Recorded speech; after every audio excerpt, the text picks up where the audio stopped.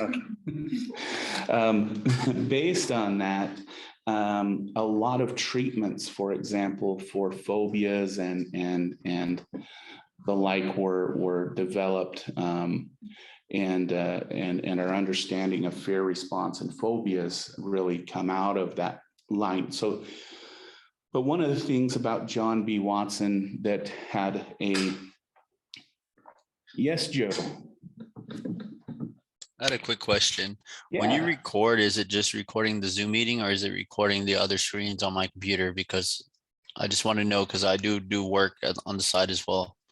Yeah, Joe, it only records what I have on my screen, which is the Okay. PowerPoint. So it only records mine. Yeah, I just wanted to say that just because I work with some clients' information, I want to make sure it's not being. Yeah, definitely not. Definitely not. It records none of your stuff, and it doesn't even record our little side panel that we have for seeing participants in the class. So it Okay, just records. I just have my work emails up, so just in case I'm needed. But okay, thank you. Good question, and I thank you for asking that. I would wonder that as well. So okay. So the other influence Watson had on broader culture and our understanding is in two areas: marketing and parenting. And what happened is during the Little Albert's experiment, John Watson started having an affair with his assistant, and he was married at the time. And the university that he worked for said, hey, either you cut that relationship off or you resign. Well, he resigned, and he ended up, I feel sorry for his wife. He divorced his wife, married his assistant. And, you know, if you, we'll talk a little bit about this when we get to relationships. It actually ended up being a lifelong partnership with his assistant. In fact, his wife then died about 10 years before Watson did, and he spent the last 2 years isolated in his house in a deep depression because of his loss. So it ended up okay for him as far as relationship stuff. But when he left university and doing research, he went into marketing, and he actually developed much of our modern marketing ideas. So for example, one of the things that he did is he was hired by a coffee company. At that time, they thought in order to increase purchases of something, you had to increase the quality of the product. And he said, no, you just need to make it look more appealing. So all he did is he put decorations on the can and made it look really fancy. And of course, their sales skyrocketed. Same product, different packaging. And we see the same thing like with macaroni and cheese and stuff like that, where, you know, you have off-brand and then you have Kraft. And a lot of people will swear that Kraft tastes better. And I think it does too. But if you ever look at the back of those boxes, they came from the same factory most of the time. So it's just one is labeled differently than the other. And so that was his influence on marketing. He also had an influence on parenting. He wrote one of the very first kind of scientifically based parenting books based on psychology and behaviorism. And that did have a huge influence on American culture, because before that was widely distributed, parenting was a family event. But what Watson introduced is it's the mom's influence on the child and the environment the mom creates that develops the child's, if they're going to be a good child, bad child, quote unquote. And so it's going to change American culture to put the onus of mom creating a good environment for a child, and it's going to be mom and dad's fault if the child turns out rotten or good. And that comes from the books that Watson wrote after he left university. And it really changed the way Americans view parenting from the child develops in the world. It's mom and dad who set the environment, and therefore it's the mom and dads who are at fault. we'll talk about that when we get to development. And we'll see that it takes a little bit more than mom and dad to make a child good or bad. So don't worry, moms and dads that are out there. It's not all your fault. B.F. Skinner is going to be the champion of behaviorism. Okay, in fact, what he's going to do is he died in the 1990s, and he was still writing a manuscript on the reason why behaviorism accounts for everything. And I'll just make one interesting remark about B.F. Skinner before we move on. He actually created the United States' first guided bombing system. But he didn't do it using computer systems. He used pigeons. And what he would do is he would train pigeons to peck at a location on a map. And then as the bomb flew over that area, the pigeon would peck where the bomb should go, and that would guide the bomb to the location where it was supposed to go off. Fortunately, they were never used. I guess there were some moral issues with our government saying that's not a very moral use of animals and stuff like that. Despite all the animals we probably blew up with bombs anyways. But anyways, he is responsible for our first guided bombing system here in the United States. And so, and I bring that up just to point out the kind of the power of conditioning can have, but it doesn't account for everything in human behavior, okay? All right, so that's behaviorism. The next movement that's going to come is in about the 1950s. And around the 1950s, if you think about it, we just came out of World War I, World War II. We're getting involved in other Eastern countries. We're starting to get involved in Vietnam and, oh, I forget the other country we got involved with. We actually had a war with them too. I can't remember though. Sorry. And so there was a lot of chaos really going on in the world, and we're starting to see the civil rights and violence here in the United States is really ramping up in the 1950s, and we're starting to see the civil rights movement start. And so here in the United States, a philosophy known as existentialism really started to take hold. Okay, and just to give the basics of existentialism.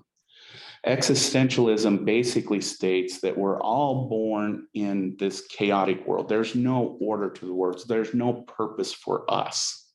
We are purposeless in this chaotic world. And so in order to bring purpose to our life, we build institutions like schools, we make religion, we make governments in order to bring order and meaning to our life. That's the basics of existentialism. The importance it's going to have on psychology is it's going to give way to what's called the humanistic approach. And the humanistic approach basically starts with, is if we all are born purposeless, that means we're born with free will, meaning that we have the ability to make choices about what we do, about our behaviors, and about all of those types of things, okay? And humanistic theory is going to challenge, not challenge, but kind of augment behaviorism and Freudian psychoanalysis. Because if you think about Freudian and behaviorism, everything you do is predetermined. You don't make choices with behaviorism or psychodynamics. With psychoanalysis dynamics, everything you do is based on unconscious urges and desires. And so you really are not controlling what you do. It is your id and your ego negotiating without you to determine your behavior. With behaviorism, everything you do is because of past learned experience. Meaning what you do right now isn't based on your choice to do what you're doing right now. It's based upon what you've learned in the past, however long you've been alive. So those are both very deterministic theories. And what we see in the 1950s with the humanistic movement is we see our first kind of free will idea, our first motivational theory. And the two people that are going to be the champions of this is Carl Rogers and Abraham Maslow. And again, we'll talk very specifically about these two when we get to things like personality psychology, human motivations, and emotions. Okay. But what both Rogers and Maslow's are going to argue is we all have this drive, in a sense, to become our full and complete person. Full and complete meaning, well, I'll give a definition of that, but they're going to term this self-actualization, okay? And for Maslow, he's going to put this in a pyramid. And if you've ever done HR training or something like that, you'll see this pyramid. At the bottom of the pyramid, there's your very basic needs, your biological needs. The second one is your safety needs, whether you live in a safe place, whether you feel safe. The third one is relationship needs, friendships, intimate relationships, family. The next one is esteem needs, how you feel about yourself, okay?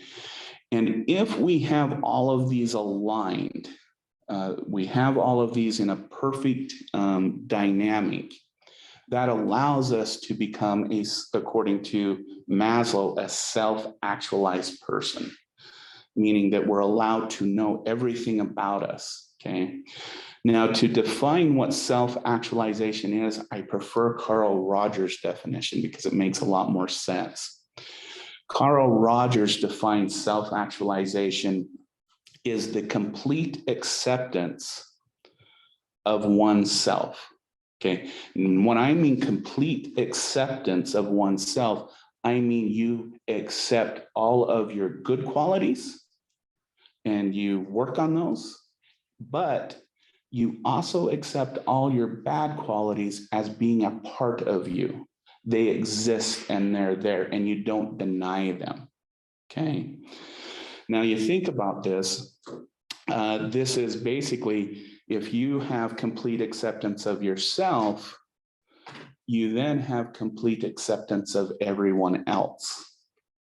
And so if you think about what a self-actualization person is, it's a person who lives without prejudices, okay?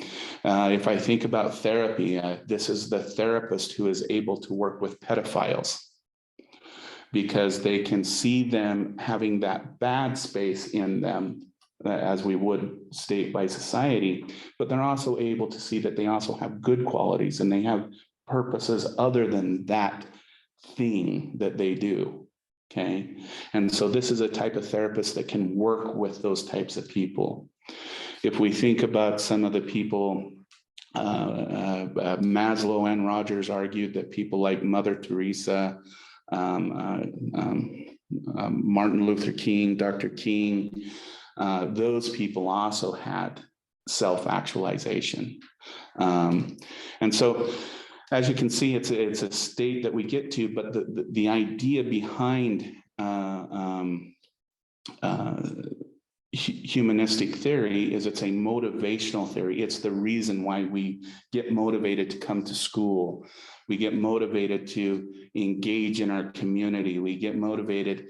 And when we look at why people don't have that motivation, we can go back to Maslow's pyramid and figure out where in their life they're struggling in. So when we get to the section again on personality and later with abnormal psychology, we'll see that this is often the basis for a psychological assessment, that when you have a good assessment done, those are all the areas of a life that a therapist look at, okay?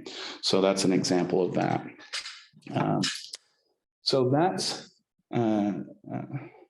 humanistic theory. And it still has an influence today. In fact, it is the basis for a movement in psychology that started in 1999, which is called positive psychology, which we will get into in this course as well. In 1999, another kind of manifest thing was written where a lot of psychologists were disturbed that the thing that we study the most is what's wrong with people. Why don't people do things? What mental illness, abnormality? And that seems to be what we always focus on. And what positive psychology says is that we're missing out on the other part of human experience. What makes people happy? What makes people really motivated? What makes some people excel more than the average, okay? And so since 1999, there has been a movement in psychology to study the actual positive aspects of being a human being. And so that's going, so this is kind of the grandparent of that movement. So, okay. Are we all okay with behaviorism and humanistic theory as an introduction? All good. All right. Okay. All right.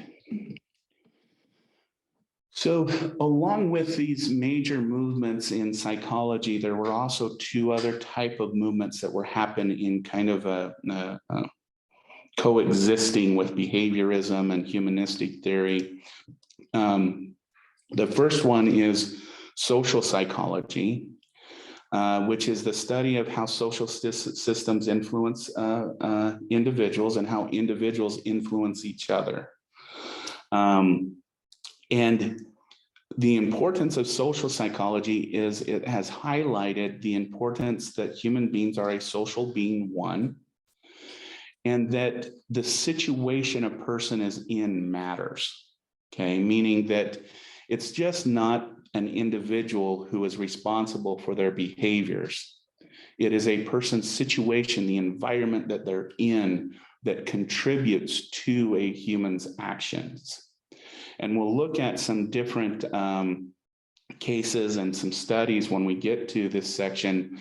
The most famous are probably the Milgram's obedience studies, where people, about 2/3 of people were willing to give a lethal shock just by the command of a person, just by someone they don't know, they have no knowledge of. It's just a guy in a lab coat saying, give the person a shock if they get an answer wrong. And we found that 2/3, 67% of people are willing to give a lethal shock just by that order. And the interesting thing is this was in the 1960s. This research has been partly replicated because it has some ethical issues, the original study. It has been replicated. The last one was in 2000, I want to say 16 or 19. I can't remember. I think it was 16. And still today, we think we're enlightened people and whatnot, but we still find today that about 2/3 of people would be willing to give that higher lethal shock to people.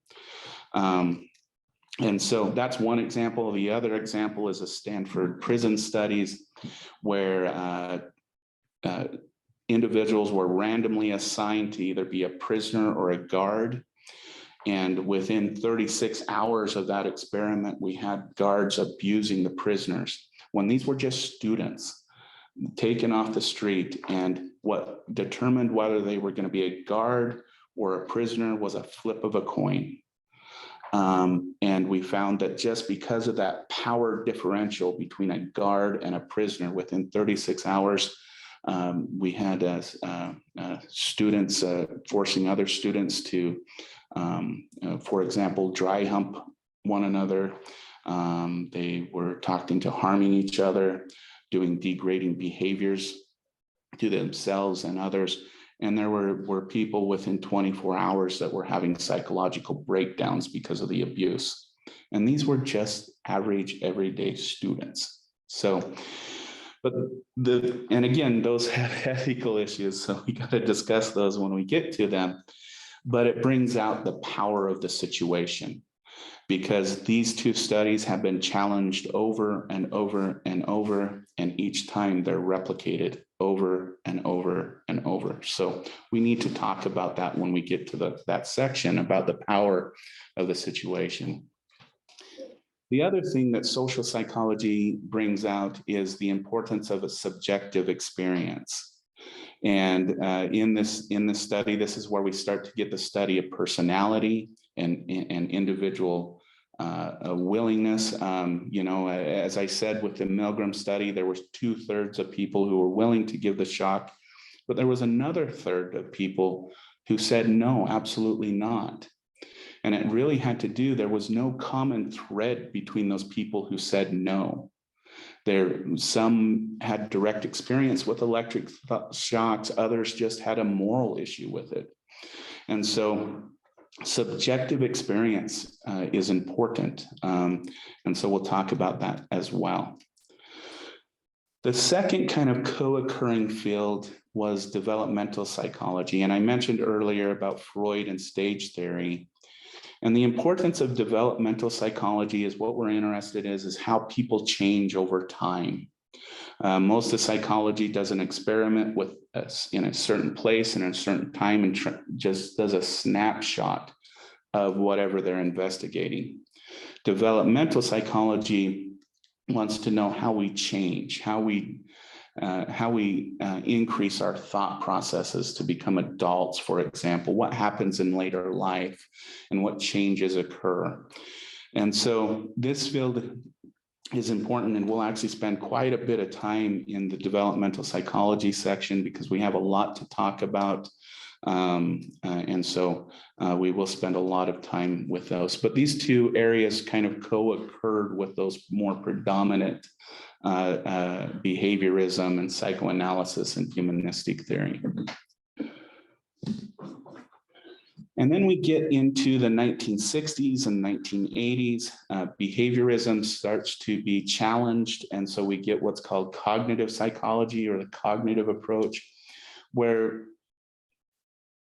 we still use a lot of the advancements that behaviorism gave us as far as methodology and investigation, but now we're going to apply it towards thought processes and decision making. And during this time, as we'll see, the computer era starts.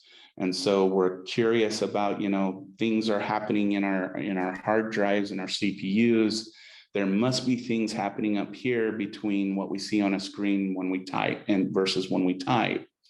And so we'll see a lot of computer models of the human mind. Memory will be likened to a hard drive. Your short-term memory will be likened to your, I forget what it's called, the RAM, the random access memory. And we'll see a lot of similarities between computers and the conceptualization of memory and thought process. Also in the 1980s, we start to develop a lot more approaches to investigating the brain specifically through MRIs and CAT scans. And we start to look at the association between different behaviors and emotions and how those are associated with different brain regions. Before this, we had to rely on people who either had brain damage or postmortem dissection of the brain to try and figure out what was going on in the brain at the time. But since then, we have had a lot of imaging studies. Now, I do have to put out a cautionary tale about MRIs and reading neurological data from MRIs or PET scans or whatever imaging thing is that there's a lot of the issue with this is no one changed the math that is used to analyze, for example, imaging of the brain versus, if someone does a paper and pencil test and dealing with it statistically. And there has been a lot of analysis that have been done in recent, at least the last decade, that suggests some are at extreme levels, that all studies of the brain that are based on imaging should be thrown out. They should be nulled because we're not using the proper type of math to really figure out what's going on in the brain, because what we traditionally use is what's called linear math. So, A plus B equals C. Whereas if we're looking at the brain, it's a 3D image. And so what we should be using is more geometrical math techniques, which haven't been used for many of the MRI studies. The other issue with MRI studies is that they're very expensive. And so sample size is another issue. Most MRI studies have a N or a sample size of between 5 to 8 people. And so if you can imagine, if you want the imaging of 8 people to represent a whole entire population, you might have some problems with that. Because I'm not sure I would be comfortable that 8 people from a certain college going to a certain university that happen to participate in a study actually represents the brains of billions of people. So that's the other issue with MRI studies, is they have a very low, what we call N, or a very low sample size. So I'm putting this as a cautionary note as we start looking into the brain systems, because I will tell you, this is a constantly evolving field. And one study that was done 5 years ago may be debunked by another study now. So just want to make that cautionary note. What do most psychologists do in modern time? We take on what's called the biopsychosocial model, where what we want to know is the psychological aspect of what's going on with a person, what the social influences are, and then what the biological processes are. And this is how we really take on the majority of the class when we take on different topics, is we'll look at the psychological aspect, the social aspect, and the biological aspect to really come to an understanding of why an individual behaves the way that they do. So, and then we do need to get into cultural and indigenous psychology. Cultural psychology is a recognition that culture has a large influence on our behavior and mental processes. Here at TOCC, we actually teach a full 15-week course on culture and psychology that really looks at the influence of culture on our behavior, but also recognizes that we as individuals constantly mold culture, even though we feel powerless as individuals sometimes, I know, but we are constantly evolving it and moving it. We do have to recognize too that psychology has not always done its best to recognize different cultural ways of thinking about behavior and mental processes. For example, the American Psychology Association in the last year just put out a big recognition that psychology does not have enough people of disadvantaged minority groups in it to give us a full picture of human behavior and mental processes.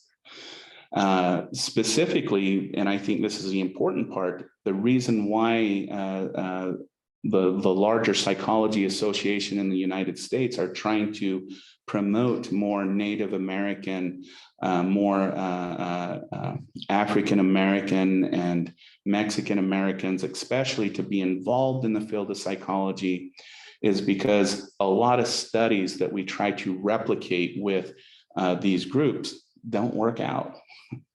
And especially in the area of social psychology, personality psychology, developmental psychology, the theories that we have don't necessarily apply to or replicate in these areas. So in the 1980s, especially, we see the development of what's called indigenous psychologies. Here in the United States, you'll often hear it called Native American psychology or post-colonial psychology.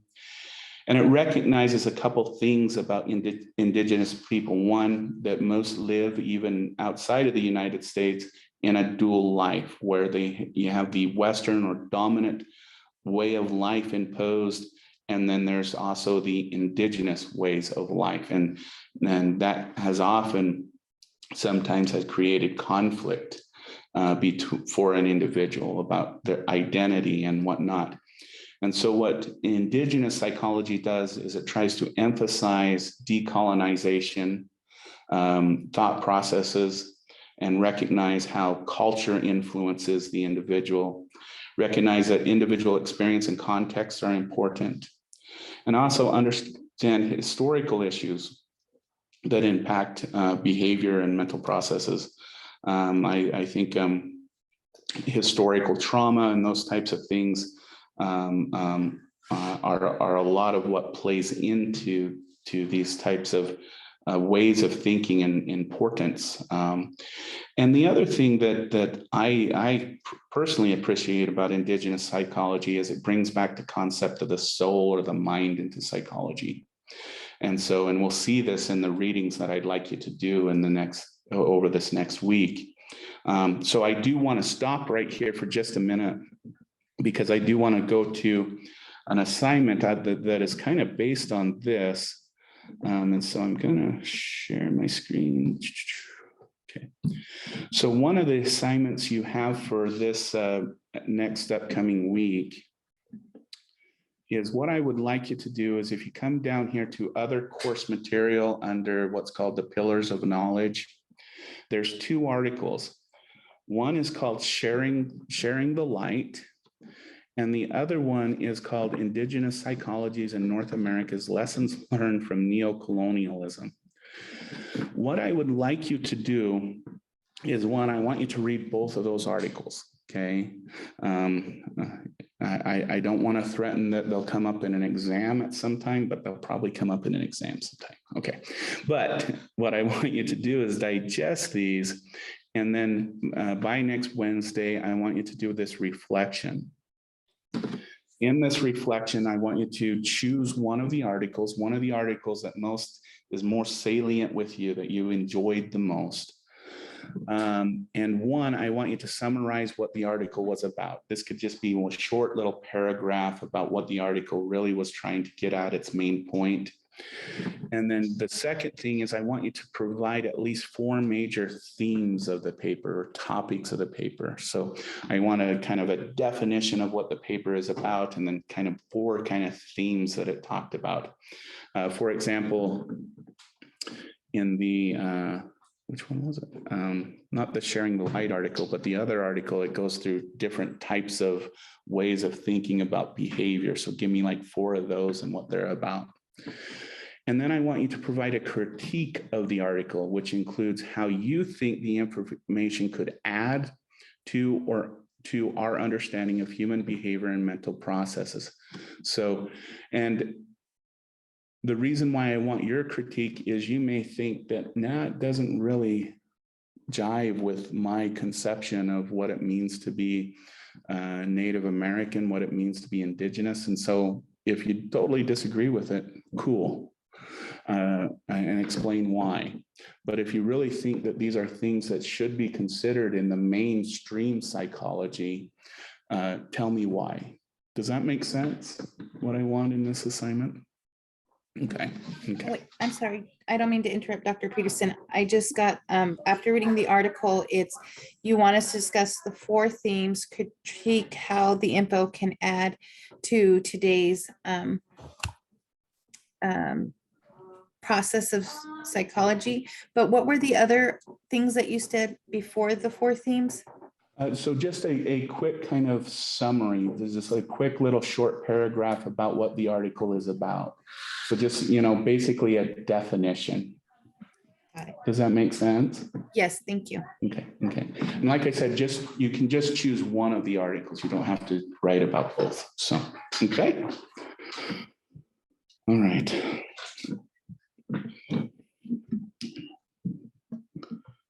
All right. So back to this stuff. All right.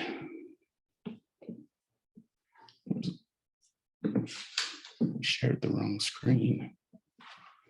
Come on, guys, you're supposed to be helping me out. All right, so let's see that. Okay, so that kind of ends our discussion about the different camps in psychology, and I really want to end with thoughts about the Indigenous psychology thoughts, because I find value in them, but I'd really be interested in hearing all of your opinions about it as well. So where I want to head down now with the rest of our class is just talking about, psychology as a profession. What is available in this field? So psychologists are usually master's or doctorate level trained people, and we're mainly trained in methods, knowledge, and theory of psychology. As I said, even for our counselors and clinical psychologists, about 2/3 of the doctoral work is in research methods and statistics. And then, of course, content courses. Probably the most well-known psychologists, as I've mentioned, they make up about 53% of our field, are clinical and counseling psychologists. So when we look at the field of counseling, you usually have master level and doctorate level counselors, licensed therapists. The master level therapists are those who really provide kind of that type of counseling for people who are really having life difficulties and more low grade type of mental illnesses like depression or anxiety and PTSD. That one gets a little bit shaky, but and they usually work with a doctoral level person in order to develop good treatment plans. Clinical psychologists are doctoral level trained people who really work with the more severe psychological problems. We're talking more like the schizophrenia, severe PTSD, severe depression, and they're really trained in a lot of assessment.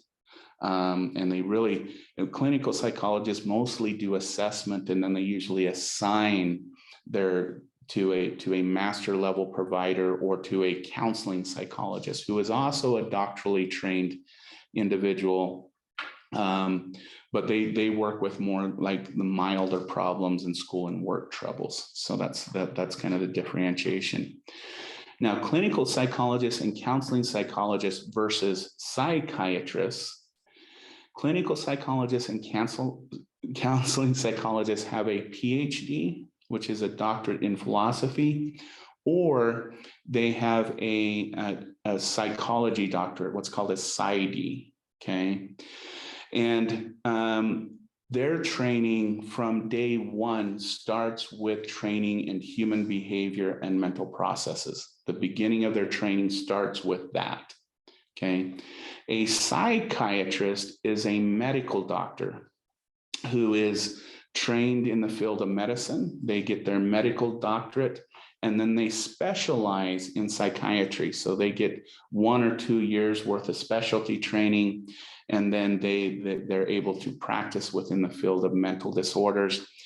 Psychiatrists usually don't do psychotherapy, but they tend to do more of the medication prescription and more of the medical intervention type of work for people who are suffering from mental disorders. So that's kind of the difference between what you would call a psychologist versus a psychiatrist. Now, not all psychologists perform therapy. Not all of us do assessment. Some of us get stuck in it for a few years to help our family survive, but that's not the limitations of psychology. In fact, the APA has about 52 different divisions in the of psychological topics. Other psychology includes experimental psychologists. These are psychologists who do pure experiment. They're not interested in, for example, curing a mental disorder or something like that. They experiment on behavior and mental processes, usually done with in universities. Social psychologists, which is what I am. Yes, we do universities, but we also work with social systems and social organizations to improve human behavior. There's things such as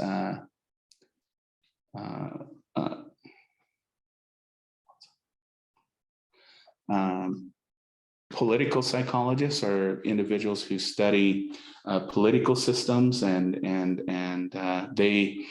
they work a lot with politicians. In fact, about every elected official in the federal government had a political psychologist on their staff who tells them how to present themselves, how to talk to people, how to interact in order to gain interest of their constituents. And then we have, media psychologists who work with a lot of marketing organizations, but they also work. There's usually a psychologist on a lot of crime shows, for example, those kinds of things. One that's not listed here that is becoming very popular is forensic psychology. And of course, they work within the criminal justice system to help people who have committed crimes. And then probably, so if you're thinking about, okay, psychology, not a really high paying thing, maybe work up to $100,000 a year, maybe, if you're lucky. But if you want a really high paying job in psychology, there is what's called industrial organizational psychologists. These are individuals who work with businesses and organizations to improve productivity, improve sales, improve the way their systems work. And to give you an idea, with a master's degree in industrial organization psychology, most IO psychologists with a master's degree are making six figures within about a year of graduating college. So I have a good friend that what is an IO psychologist. He works for the MGM Grand in Las Vegas. And what his job is literally, if you look at especially the casinos in Las Vegas, everything is controlled by the casino. The amount of light, whether you think it's daytime, nighttime, the temperature, all of those things are controlled by the casino, which makes it a great rat lab, okay? Because you can adjust things to see what can change people's behavior. And last time I visited him, if you've ever walked down a mall and they're putting in a new store, and so they have those build out walls, and then they have coming soon on that wall and whatnot. He was actually doing an experiment, and there were not actually any stores that were coming in, but he would do build out walls for 12 feet and then recess it 12 feet and do another build out wall down the hallway that leads to the gaming room, the casino room, the gambling area.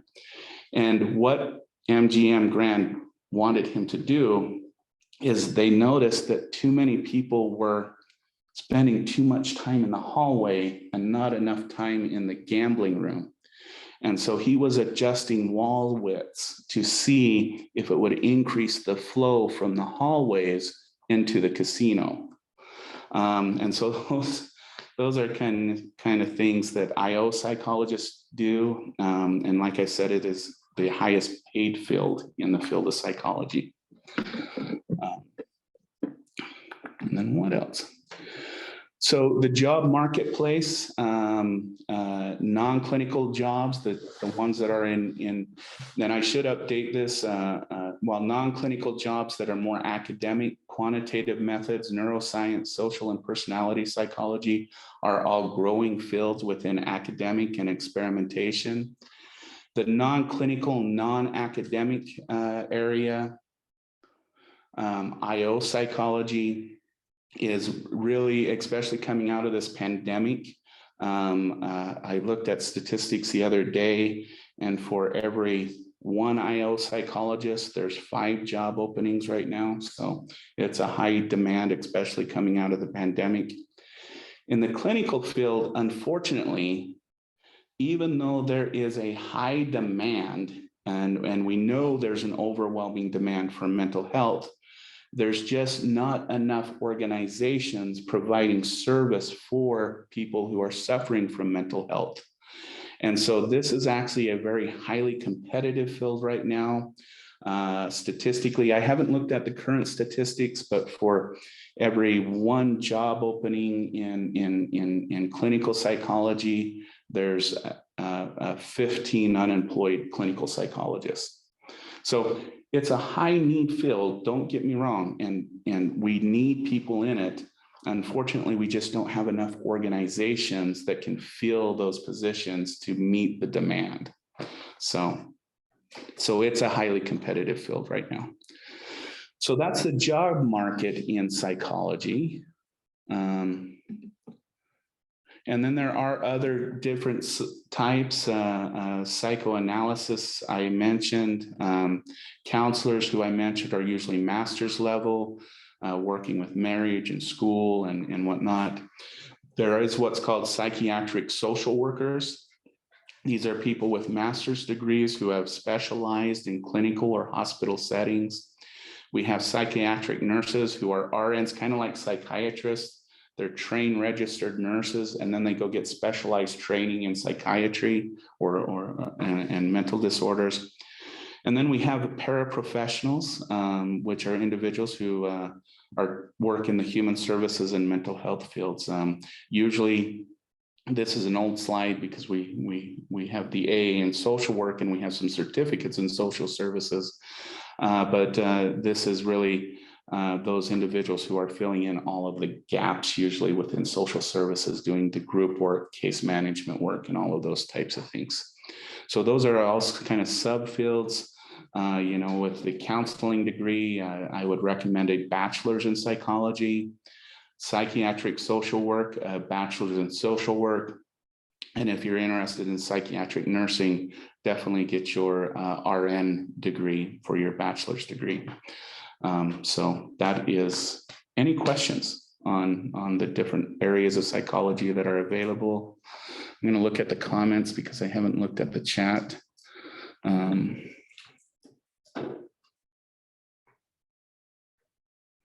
Yeah, Trinity, it's an interesting field for sure. I don't see the screen. Oh, Tommy doesn't see the screen. Okay, all right. Okay.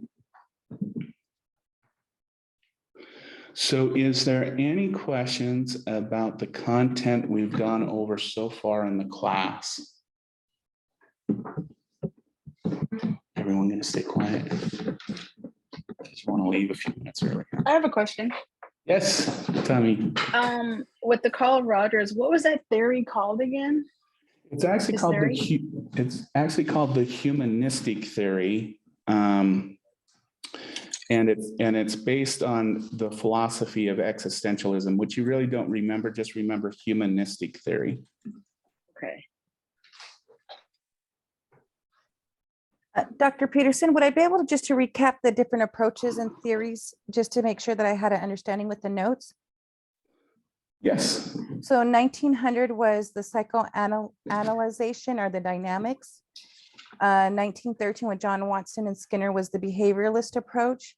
1950 with Carl Roger and Abraham Marshall was the humanistic approach, which means free will. 1960 cognitive approach. That was the time of the computer. Biological approach was the advance of technology in 1980.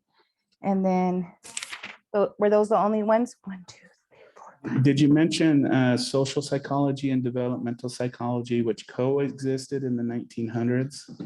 Starting in the 1900s, yeah. So there's those two. Which one was that one again? Could you? So you have social psychology, which deals with the situationalism. And as I mentioned, Milgram's study is a good example of that.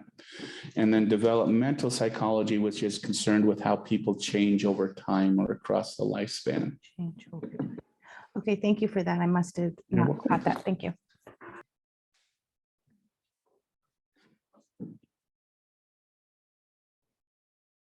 All right. Any other questions?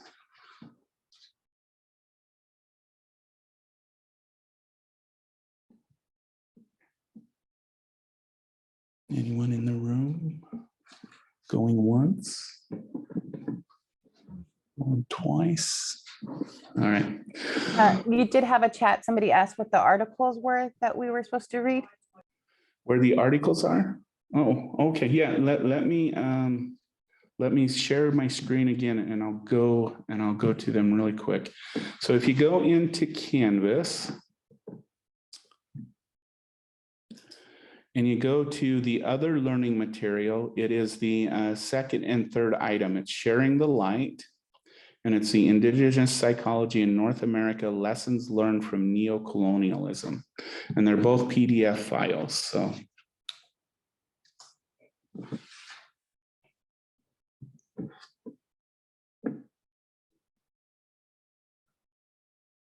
Okay, thank you for that question, Ismail. Any other questions?